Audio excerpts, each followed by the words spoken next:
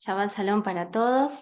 Bueno, hoy nos toca a nosotros compartir el Salmo 7, así como ustedes lo pueden ver titulado Actitud frente a la injusticia.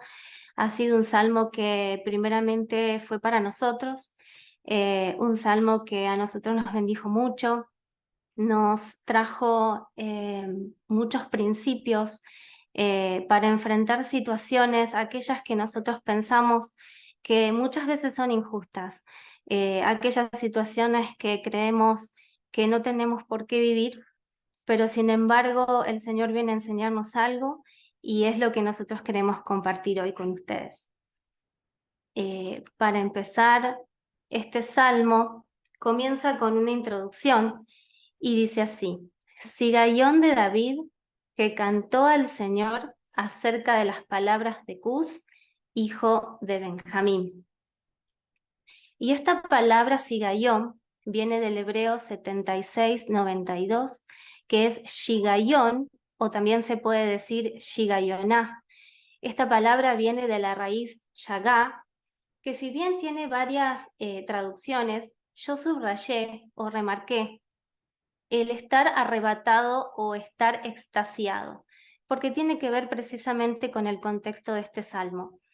También desde el griego se traduce como ditirambo, y buscando un poco la etimología de esta palabra, encontré tres versiones que se pueden dar la interpretación a esta palabra ditirambo.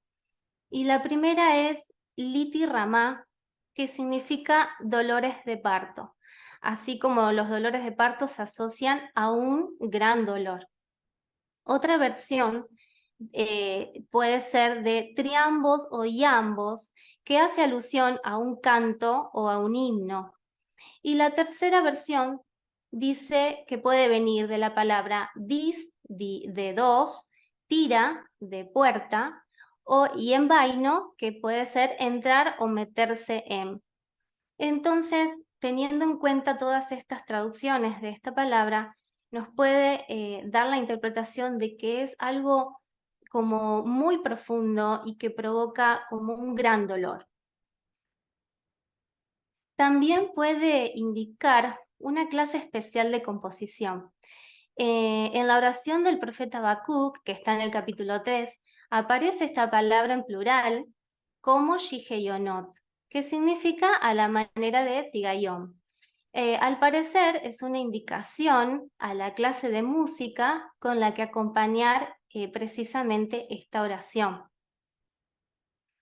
Y buscando un poquito más sobre la palabra Sigayón, no solamente me ayudó a entender el contexto de este salmo en sí, sino que también me ayudó a comprender el corazón y los sentimientos de David que él estaba pasando, atravesando en ese momento, en el momento de componer este salmo, y me pareció muy apropiado compartirlo hoy con ustedes, y yo se los quería leer. Dice así: el encabezado de este Salmo 7 comienza en la versión Reina Valera con una palabra, sigayón. Esta palabra hebrea integra dos significados de dos idiomas afines. La primera es el acadio, que es una lengua semítica actualmente extinta, hablada en la antigua Mesopotamia, principalmente por asirios y babilonios. Y la etimología de esta palabra describe una lamentación, un canto con el que se expresa una profunda tristeza, ocasionada por una tragedia que se sufre o por una mala noticia que se recibe. En el árabe, la etimología de esta palabra describe un estado de la persona, estar emocionado, indicativo de la forma en la que se realiza una actividad, con mucha energía o con mucha vitalidad. Entonces, en el hebreo, ambas palabras, la del acadio y la del árabe, se integran en una sola para describir un sensible canto que expresa una profunda tristeza, un gran dolor, una amarga decepción. Pero este canto se debe entonar con emoción, se debe entonar en voz alta, expresando en cada palabra el dolor que se siente, con pasión. Entonces podríamos traducir esta palabra, sigayón, como una lamentación emotiva.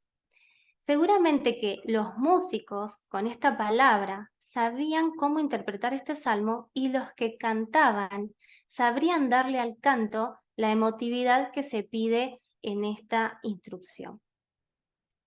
Entonces, ¿qué podemos aprender de esta pequeña gran palabra?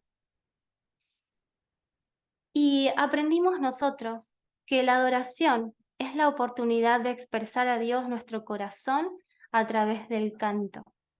Es una oportunidad maravillosa de recibir la palabra de Dios que nos inunda de paz y nos ilumina el camino que nos lleva a permanecer dentro de su voluntad.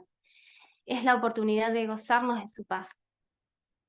Una enseñanza muy importante de los salmos precisamente consiste en que al cantar y orar a Dios debemos entender lo que decimos y debemos ser honestos en lo que expresamos, porque estamos delante de Dios. Dios es Yud Hei Vav Hei, el que es, el que fue, el que será, el eterno. No es una persona extraña, no está lejano, es una persona que conocemos y llamamos por su nombre.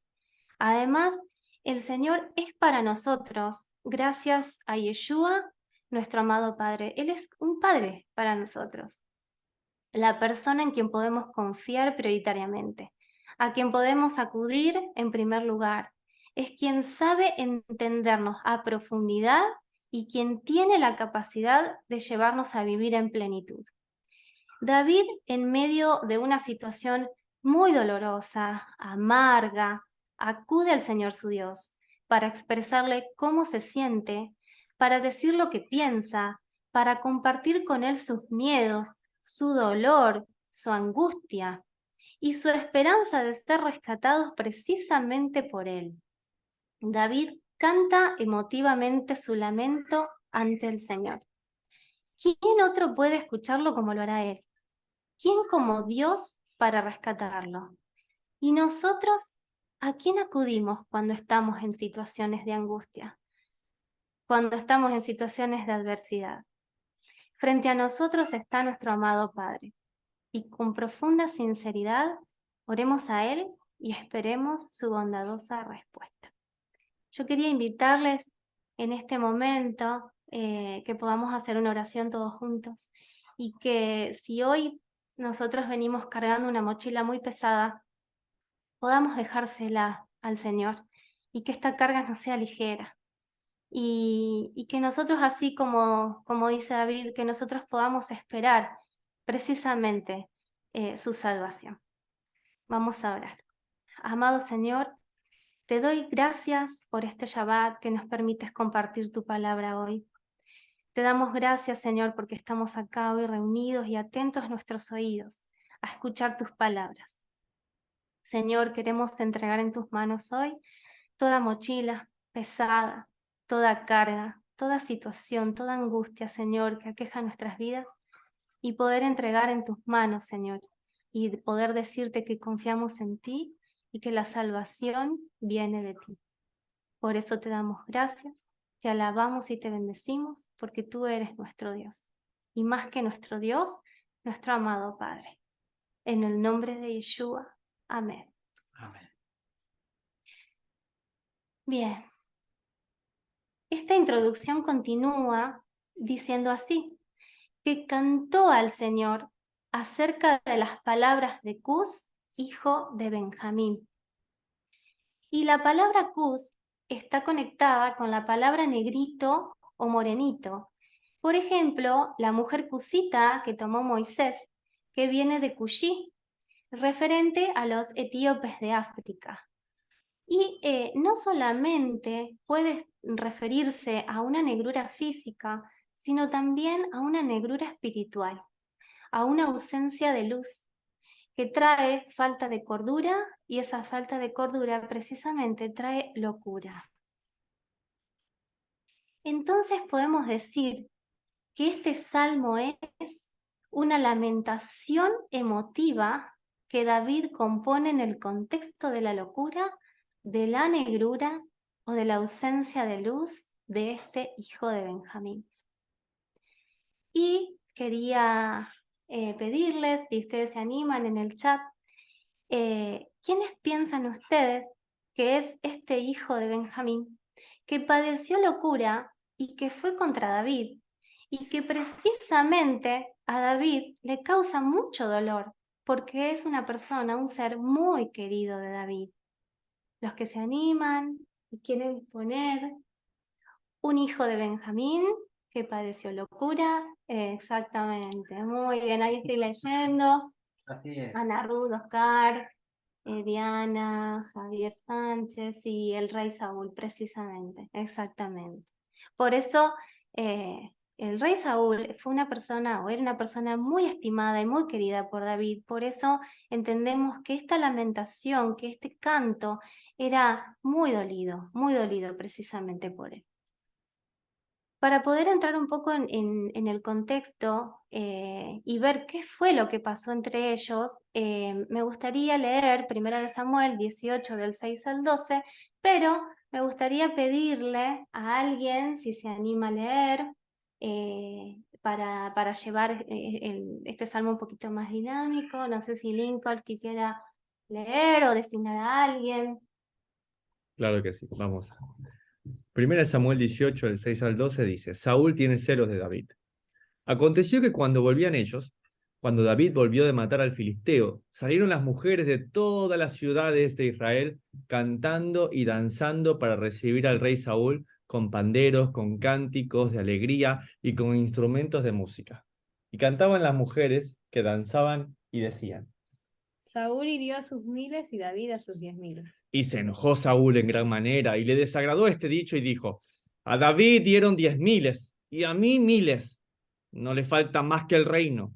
Desde aquel día, Saúl no miró con buenos ojos a David. Aconteció al otro día que un espíritu malo de parte de Dios tomó a Saúl y él desvariaba en medio de la casa. David tocaba con su mano como los otros días y tenía Saúl la lanza en la mano. Y arrojó Saúl la lanza diciendo, enclavaré a David a la pared. Pero David lo evadió 2 veces. Mas Saúl estaba temeroso de David, cuanto el Señor estaba con él, y se había apartado de Saúl.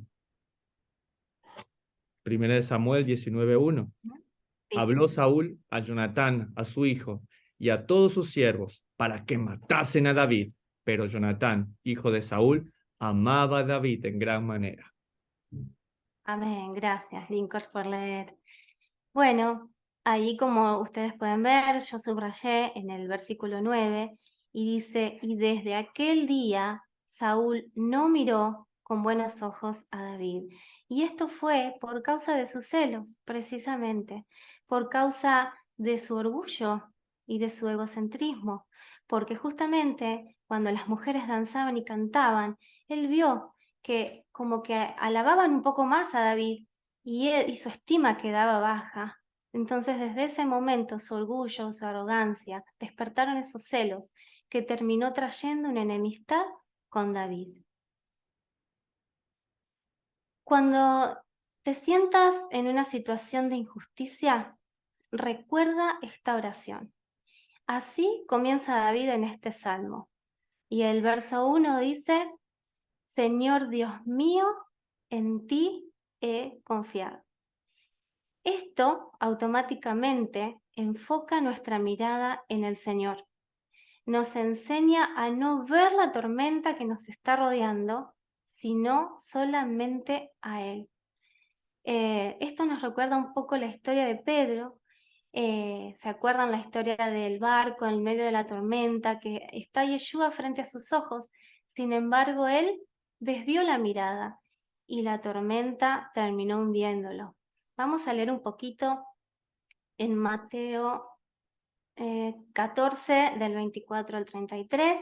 También me gustaría, si alguien quiere leer, puede levantar la mano, activar el micrófono, o Lincoln, si quiere designar a alguien, Maru. ¿Alguien que se anime? Ela, Cariel. Listo. Sí, claro que sí. Mateo 14, del 24 al 33. Y ya la barca estaba en medio del mar, azotada por las olas, porque el viento era contrario. Mas a la cuarta vigilia de la noche, Jesús vino a ellos andando sobre el mar. Y los discípulos, viéndole andar sobre el mar, se turbaron diciendo, un fantasma, y dieron voces de miedo. Pero enseguida Jesús les habló diciendo, tened ánimo, yo soy, no temáis. Entonces le respondió Pedro y dijo, Señor, si eres tú, manda que yo vaya sobre ti las aguas. Y él dijo, ven, y descendiendo Pedro de la barca, andaba sobre las aguas para ir a Jesús. Pero al ver el fuerte viento, tuvo miedo. Y comenzando a hundirse, dio voces diciendo, Señor, sálvame. Al momento Jesús extendió la mano y asió de él, y le dijo, hombre de poca fe, ¿por qué dudaste? Y cuando ellos subieron en la barca, se calmó el viento. Entonces los que estaban en la barca vinieron y le adoraron, diciendo, verdaderamente eres hijo de Dios. Amén. Gracias, Cariel. Bueno, sé que no es fácil cuando los vientos nos azotan y nos llevan de un lado para el otro, no es fácil, pero cuando nuestro corazón se dispone a buscar al Señor, cuando nuestro corazón se dispone a mirar hacia el cielo, no es imposible, no es imposible, porque es en el único lugar donde nosotros vamos a hallar esa paz que sobrepasa entendimiento, donde nuestro corazón es probado en muchas ocasiones y, y bueno, no seamos como Pedro. Yo sé que no es fácil, pero que nuestro corazón en el momento de dificultad y de angustia realmente pueda disponerse y concentrarse en el Señor, porque sabemos que no es imposible. Entonces dice, Señor Dios mío, en ti he confiado. Sálvame de todos los que me persiguen y líbrame. No sea que desgarren mi alma cual león y me destrocen sin que haya quien me libre. Todo está bajo el control de Dios. Cuando crees pasar una situación de injusticia o de adversidad, entiende que el que guarda a Israel no duerme. Cuando estás pasando por una situación de injusticia, Él te está entrenando. Él te está enseñando a confiar en Él. Te está enseñando a no distraerte. No veas la tormenta, enfócate en Él. El verso 3 en adelante dice, Señor Dios mío, si yo he hecho esto, si hay en mis manos iniquidad, si he dado mal pago al que estaba en paz conmigo, antes he libertado al que sin causa era mi enemigo, persiga el enemigo mi alma y alcáncela, huelle, pisotee, entierra mi vida y mi honra ponga en el polvo. Acá podemos ver un principio sumamente importante, que es la humildad. La humildad y de hacer esa introspección, de meditar, de reflexionar en nosotros, si esto que pasamos, si esto que vivimos, nosotros tenemos algo que ver, si es por algo que nosotros hicimos mal, tal vez algo que hicimos o tal vez algo que no hicimos y que tendríamos que haber hecho. Veamos cuál fue la actitud de David frente a Saúl en este contexto. Primera de Samuel 24, del 1 al 13. También me gustaría pedirle a Gisela Riera, si estás ahí, me gustaría si podés leer.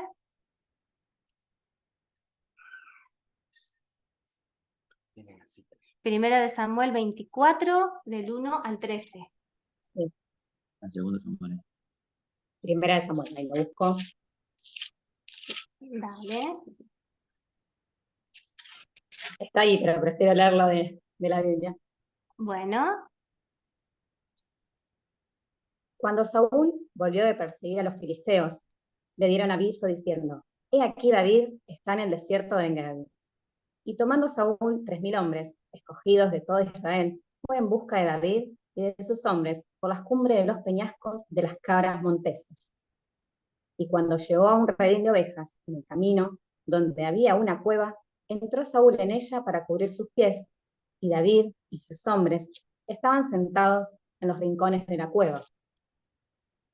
Entonces los hombres de David le dijeron, he aquí el día de que te Te dijo Jehová, he aquí que entrego a tu enemigo en tu mano y harás con él como te pareciere.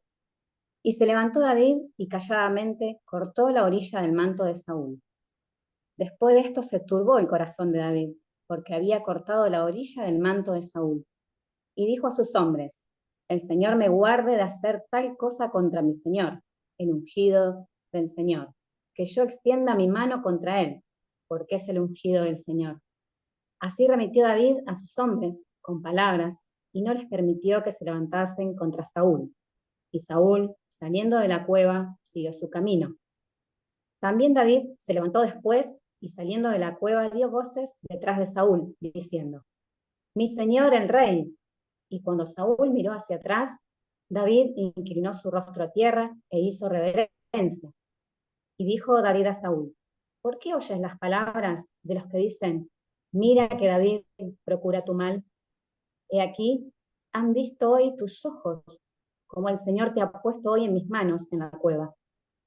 Y me dijeron que te matase, pero te perdoné, porque dije, no extenderé mi mano contra mi Señor, porque es el ungido del Señor. Y mira, Padre mío, mira la orilla de tu manto en mi mano, porque yo corté la orilla de tu manto y no te maté. Conoce pues y ve que no hay mal ni traición en mi mano, ni he pecado contra ti. Sin embargo, tú andas a casa de mi vida para quitármela. Juzgue el Señor entre tú y yo, y véngame de ti el Señor, pero mi mano no será contra ti. Como dice el proverbio de los antiguos, de los impíos saldrá la impiedad, así que mi mano no será contra ti. Amén, gracias, G. Bueno, como pueden ver en esta parte de Primera de Samuel, en el versículo 5, dice, después de esto se turbó el corazón de David porque había cortado la orilla del manto de Saúl. Fíjense el temor de David hacia el Señor y el respeto de David hacia el rey Saúl, porque él seguía siendo el rey. El temor de decir, Señor, si esto que yo hice mal, si esto que hice de cortar tan solo la orilla del manto de Saúl fue una falta de respeto, entonces esto que me pasa, ¿será por mis causas?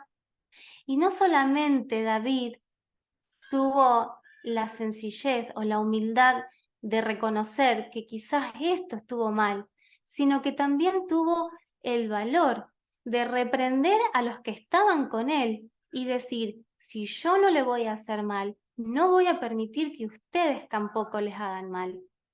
Él tuvo el valor de reprimir o de reprender a aquellos que aún mal le aconsejaban.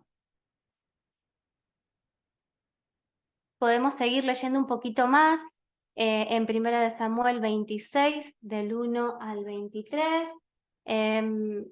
Cristian, puede ser Cristian y Griselda, si quieren leer, está en pantalla. Dice, vinieron los ifeos a Saúl en Gabaa, diciendo, ¿no está David escondido en el collado de Aquilá, al oriente del desierto? Saúl entonces se levantó y descendió al desierto de Sif, llevando consigo 3.000 hombres escogidos de Israel para buscar a David en el desierto de Sif. Y acampó Saúl en el collado de Aquilá, que está al oriente del desierto, junto al camino. Y estaba David en el desierto, y entendió que Saúl le seguía en el desierto. David, por tanto, envió espías y supo con certeza que Saúl había venido. Y se levantó David y vino al sitio donde Saúl había acampado, y miró David el lugar donde dormían Saúl y Abner, hijo de Ner, general de su ejército. Estaba Saúl durmiendo en el campamento y el pueblo estaba acampado en derredor de él. Entonces David dijo a Ahimelech, Eteo, y a Abisai, hijo de Sarbia, hermano de Joab, ¿quién descenderá conmigo a Saúl en el campamento? Y dijo a Abisai, yo descenderé contigo. David, pues, y Abisai fueron de noche al ejército, y aquí que Saúl estaba tendido, durmiendo en el campamento, y su lanza clavada en tierra a su cabecera. y Abner y el ejército estaban tendidos alrededor de él. Entonces dijo Abisai a David: hoy ha entregado Dios a tu enemigo en tu mano. Ahora pues, déjame que le hiera con la lanza y lo enclavaré en la tierra de un golpe y no le daré segundo golpe. Bien, continúa. Dice, y David respondió a Abisai: no le mates, porque ¿quién extenderá su mano contra el ungido del Señor y será inocente? Dijo además David: vive el Señor, que si el Señor no lo hiriere, o su día llegue para que muera, o descendiendo en batalla, perezca. Guárdeme el Señor de extender mi mano contra el ungido del Señor. Pero toma ahora la lanza que está a su cabecera y la vasija de agua y vámonos. Se llevó pues David la lanza y la vasija de agua de la cabecera de Saúl y se fueron, y no hubo nadie que viese, ni entendiese, ni velase, pues todos dormían, porque un profundo sueño enviado del Señor había caído sobre ellos. Entonces pasó David al lado opuesto y se puso en la cumbre del monte a lo lejos, habiendo gran distancia entre ellos. Y dio voces David al pueblo, y Abner, hijo de Ner, diciendo: ¿no respondes, Abner? Entonces Abner respondió y dijo: ¿quién eres tú que gritas al rey? Y dijo David a Abner: ¿no eres tú hombre? ¿Y quién hay con tú en Israel? Porque pues no has guardado al rey tu señor, porque uno del pueblo ha entrado a matar a tu señor el rey. Esto que has hecho no está bien. Vive el Señor, que sois digno de muerte porque no habéis guardado a vuestro señor, al ungido del Señor. Mira pues, ahora, ¿dónde está la lanza del rey y la vasija de agua que estaba a su cabecera? Sí, continúa. Y conociendo Saúl la voz de David, dijo: ¿no es esta tu voz, hijo mío David? Y David respondió: mi voz es, rey señor mío. Y dijo: ¿por qué persigue así mi señor a su siervo? ¿Qué he hecho? ¿Qué mal hay en mi mano? Ruego pues que el rey mi señor oiga ahora las palabras de su siervo. Si el Señor te incita contra mí, acepte él la ofrenda, mas si fueren hijos de hombres, malditos sean ellos en presencia del Eterno, porque me han arrojado hoy para que no tenga parte en la heredad del Señor, diciendo: ve y sirve a dioses ajenos. No caiga pues ahora mi sangre en tierra delante del Señor, porque ha salido el rey de Israel a buscar una pulga, así como quien persigue una perdiz por los montes. Entonces dijo Saúl: he pecado, vuélvete, hijo mío David, que ningún mal te haré más, porque mi vida ha sido estimada preciosa hoy a tus ojos. Aquí yo he hecho neciamente y he errado en gran manera. Y David respondió y dijo: he aquí la lanza del rey, pase acá uno de los criados y tómela. Y el Señor pague a cada uno su justicia y su lealtad, pues el Señor te había entregado hoy en mi mano, mas yo no quise extender mi mano contra el ungido del Señor. Amén. Gracias, Cristian, por leer. También subrayé un detalle muy importante en esta historia, en el verso número 12, porque dice: porque un profundo sueño enviado del Señor había caído sobre ellos. Es decir, que esta situación había sido provocada por el Señor. Es decir, que el Señor entregaba en bandeja a David esta situación. Pero ¿por qué el Señor estaba haciendo esto? ¿Por qué el Señor estaba permitiendo esto? Porque el Señor estaba probando el corazón de David. El Señor estaba probando precisamente su integridad. Y no solamente David no toca a Saúl por temor al Señor, sino que él también se considera, y como está remarcado con letra roja en el versículo 20, yo soy una pulga. Y le dice David a Saúl: ¿por qué ha salido el rey de Israel a buscar una pulga? Esto no es más que la enseñanza de una actitud de humildad, de reconocer nuestra pobreza espiritual y saber que la justicia no es nuestra, sino que la justicia es del Señor. Cuando David tuvo la oportunidad de matar a Saúl, el Señor estaba entrenando y probando a David. si tomaría justicia y el reino por su propia mano o esperaría a Dios. No juzgues para no ser juzgado. Respeta la autoridad. Sométete bajo la poderosa mano del Señor y Él te exaltará a su debido tiempo. Cuando sentimos que pasamos una situación de injusticia, primero analicemos y juzguemos si no es por algo que nosotros hicimos mal. Esa es la actitud de humildad que nosotros tendríamos que lograr ante los ojos del Señor.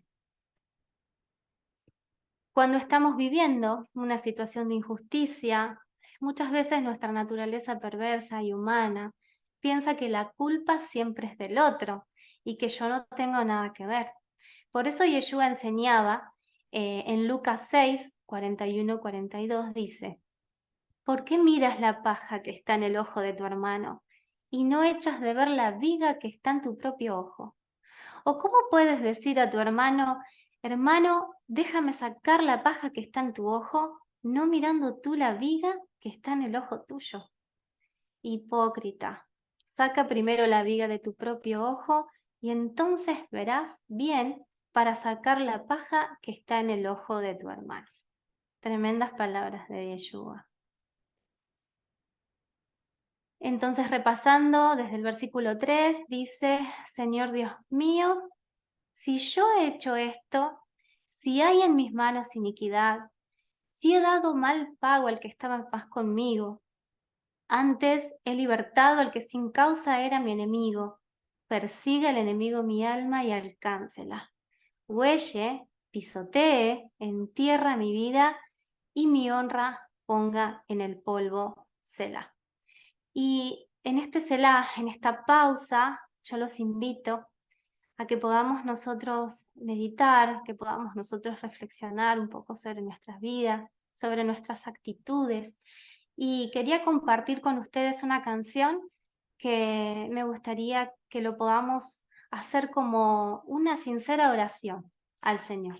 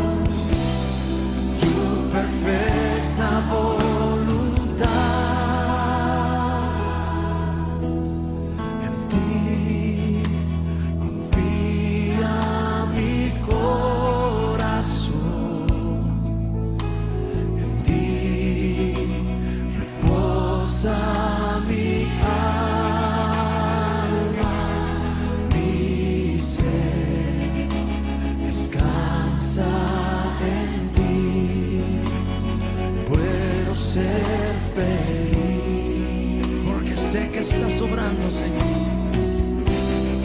porque sé que estás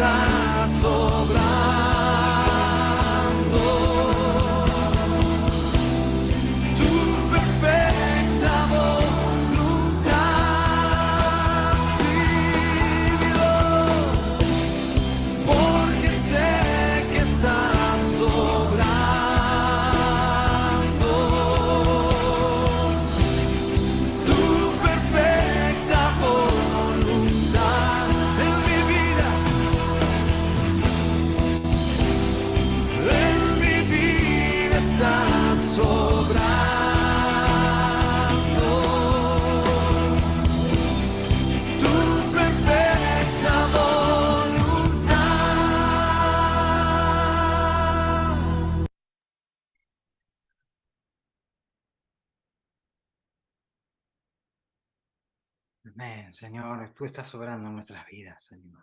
¿Cómo no dejarnos moldear por ti, Señor? ¿Cómo seguir con este salmo, no? Wow, tremendo, Señor. Tremendo, Señor. Podemos ver también cuando Habacuc presentó su queja al Señor diciéndole: Señor, ¿vas a traer un pueblo arrogante que le van a dar gracias a su Dios y a nosotros nos van a castigar? No entiendo qué estás haciendo. El Señor le dice: el arrogante y el orgulloso se van a jactar, mas el justo por la fe vivirá. En otras palabras, el Señor le dice: confía, te voy a entrenar, voy a cumplir mi perfecta voluntad. Quiero acabar con el más leve indicio de orgullo y arrogancia en tu vida. Y esto nos lleva a pensar, ¿no? ¿Qué es el orgullo y la arrogancia? Es pensar que estamos bien, que estoy bien. Es pensar que lo que estoy viviendo es injusto. Es pensar que me tienen que reconocer por las cosas que hago. Es pensar que me tienen que aplaudir. Esto no debe ser así. El Señor quiere acabar eso en nuestras vidas. Porque el día que estemos en su presencia, solamente Él va a ser glorificado. Nadie más. Es lo que el Señor está haciendo con nosotros. Por cuanto Él nos quiere llevar a su reino, está eliminando todo indicio de orgullo y arrogancia. Y una vez que reconozcamos que somos una pulga, ahí estamos listos. Veamos ejemplos de cómo el Señor nos prepara o cómo ha preparado a sus siervos, ¿no? Moisés fue entrenado 40 años en Egipto para creer que era alguien. Y luego 40 años en el desierto para reconocer que no era nadie. Y cuando el Señor lo llama, él le responde: Señor, no sé ni hablar. Entonces ya estás listo. Isaías, a él le mostró su trono alto y sublime. Imaginémonos en ese momento, en este momento, estar ante el trono del Señor. Tanta gloria, tanto poder. ¿Qué vamos a ver? Vamos a ver nuestra bajeza, nuestra perversión y la impureza de nuestros labios. Entonces Isaías le dice: Señor, soy impuro de labios.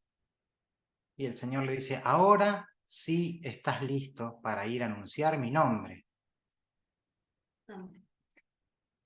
El Señor tiene pensamientos de bien, tiene pensamientos de paz. Todas estas injusticias que nosotros vivimos o que estamos atravesando, ¿no? Es para que Él nos dé el shalom, o sea, para que Él complete el propósito en nosotros. No es más que eso, completar el propósito en nosotros.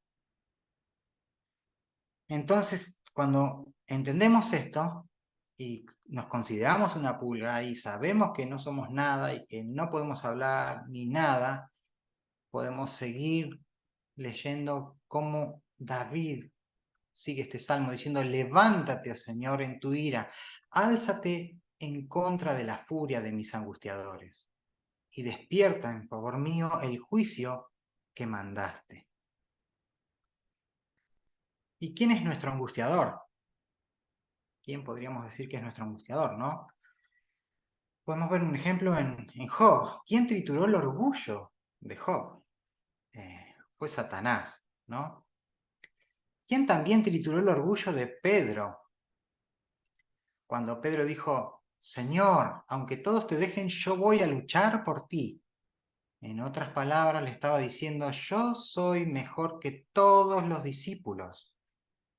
Entonces Yeshua le dice: Pedro, Pedro, Satanás te ha pedido para zarandearte, para mostrarte que no eres mejor que los demás.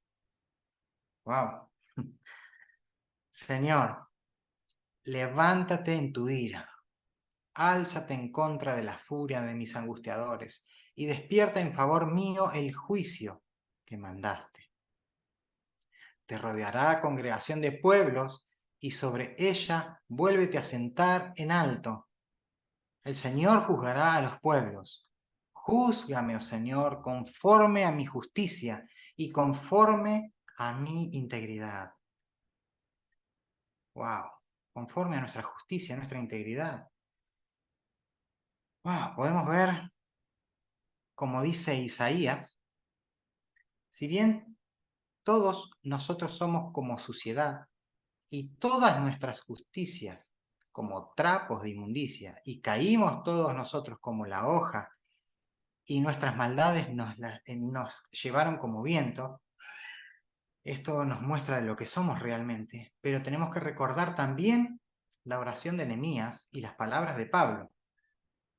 Nehemías 13:14 dice: acuérdate de mí, oh Dios, en orden a esto, y no borres mis misericordias que hice en casa de mi Dios y en su servicio, cuando Él restituyó, cuando Él defendía las cosas del Padre, ¿no?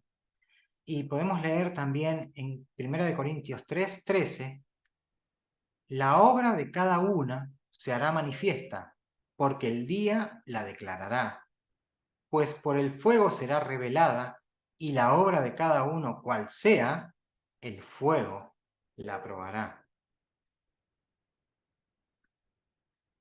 Todas nuestras obras se quemarán, y solo permanecerá lo que hiciste de todo corazón. Todo aquello que hacemos en lo secreto, aquello que hacemos sin esperar reconocimiento, eso permanecerá. Y es para decirle: Señor, por favor, Señor, júzgame por aquellas obras que hice para ti, de limpio corazón, solo por amor a ti. En Jeremías 17:10 leemos: yo, el Señor, que escudriño la mente, que pruebo el corazón, para dar a cada uno según su camino, según el fruto de sus obras. También en Apocalipsis 2:23 dice: y todas las iglesias sabrán que yo soy el que escudriña la mente y el corazón, y os daré a cada uno según vuestras obras. Y continúa esta oración, este lamento, continúa diciendo: fenezca ahora la maldad de los inicuos, mas establece tú al justo, porque el Dios justo prueba la mente y el corazón. Mi escudo está en Dios, quien salva a los rectos de corazón. Dios es juez justo, y Dios está airado contra el impío todos los días. Cuando reconocemos que Él es justo, ¿no? Y Él está airado contra el impío todos los días, y si no se arrepiente, sigue diciendo, Él afilará su espada. Armado tiene ya su arco y lo ha preparado. Asimismo ha preparado armas de muerte y ha labrado saetas ardientes. He aquí el impío concibió maldad, se preñó de iniquidad y dio a luz engaño. Todo esto nos lleva a pensar, ¿no? A pensar en algo, en una decisión. En Deuteronomios el Señor, Deuteronomios 28 nos ponía, ¿no? El camino de la vida o el camino de la muerte. Elige pues la vida, dice el Señor. O sea, Él nos da la potestad de elegir. Y en Ezequiel 18:23 podemos ver la misericordia del Señor. Él dice: ¿quiero yo la muerte del impío? Dice el Señor. ¿No vivirá si se apartare de sus caminos? ¡Wow! Tremendo. Como el Señor nos quiere que nos volvamos a Él. Ezequiel 33, del 11 al 12 dice: diles, vivo yo, dice Jehová el Señor, que no quiero la muerte del impío, sino que se vuelva el impío de su mal camino y que viva. Volveos, volveos de vuestros malos caminos. ¿Por qué moriréis, oh casa de Israel? Y tú, hijo de hombre, di a los hijos de tu pueblo, la justicia del justo no lo librará el día que se rebelare, y la impiedad del impío no le será estorbo el día que se volviere de su impiedad. Y el justo no podrá vivir por su justicia el día que pecare. Para reflexionar. Wow. Y sigue este lamento, esta oración, diciendo, pozo acabado, y lo ha ahondado, y en el hoyo que hizo caerá. Su iniquidad volverá sobre su cabeza, y su agravio caerá sobre su propia coronilla. Los perversos por ahí siguen, insisten, y el Señor les da oportunidad, pero veamos lo siguiente. Vamos a recordar cuál fue el final de esos orgullosos, de esos arrogantes. Primero Faraón quiso acabar con la simiente santa, hundiendo a los niños inocentes en las aguas, y terminó hundiendo todo su ejército en el mar. El malvado Amán preparó una horca para Mardoqueo y el pueblo judío, pero fue para su cabeza y su descendencia. Tenía todo para ser feliz, pero solo se fijó en su arrogancia, porque un solo judío no se postraba ante él. ¿Y qué decir de Saúl? Esa lanza que dirigió contra David, como lo leímos, esa espada que levantó contra David, terminó hiriéndolo de muerte, lanzándose él sobre su propia espada. ¡Wow!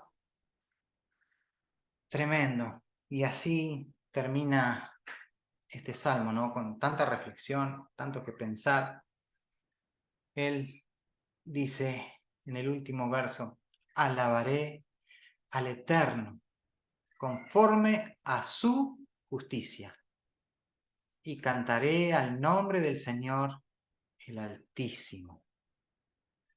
Todo lo que estamos pasando es perfecto para nuestro entrenamiento. Todo lo que estamos pasando es perfecto para nuestro entrenamiento, porque justos y verdaderos son sus caminos.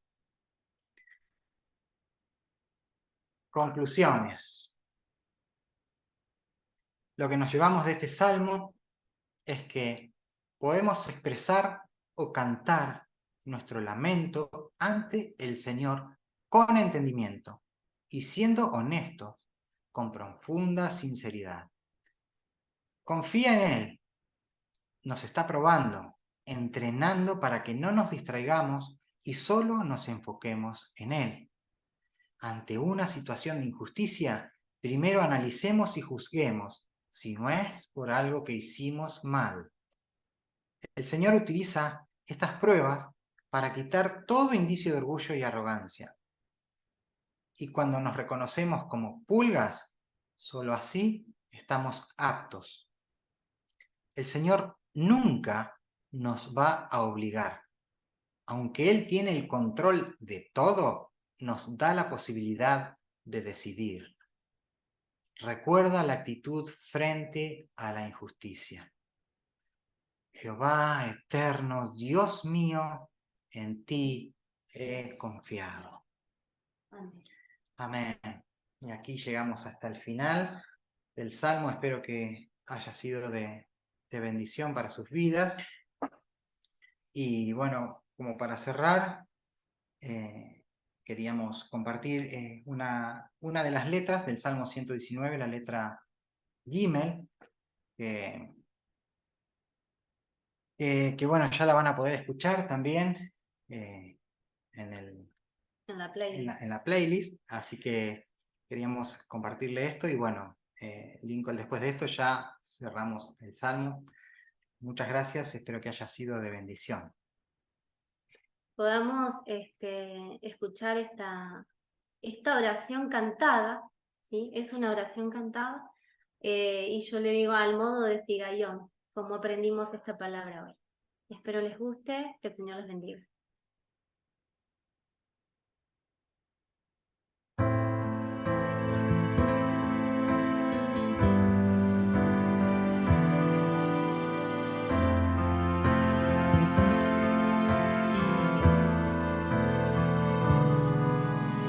Haz bien a tu siervo, que viva y guarde tu palabra.